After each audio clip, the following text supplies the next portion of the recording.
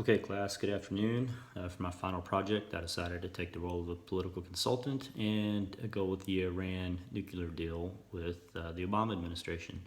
So I set out to answer four key questions. Number one, will the deal survive? Number two, can it be enforced? Will it be honored by both parties? Or should a new deal be established? To answer these questions, I looked at long-term objectives of both Iran and both the United States, our national philosophies or lack thereof, and began with going back to the original sanctions that took place in 1979 and the various sanctions that have been imposed on administrations since then, to which many of those have not achieved effect. Looking at some studies conducted, we can see where the sanctions failed, where potentially some other options may have been able to get us the desired effect that we wanted.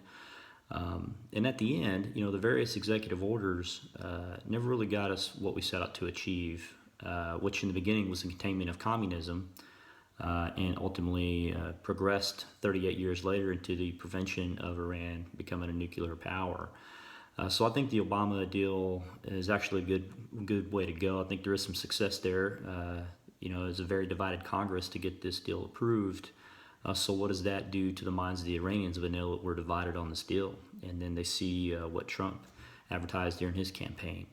So what I concluded at the end is that the deal will survive. However, repair with our relationship to Iran is going to take a very long time. 38 years is generational at this point. If we're going to endure and have a long-term successful strategy, we're going to have to come to some bipartisan agreements. I think Obama's use of his executive power, along with working the legislation, was great in his regards to this deal.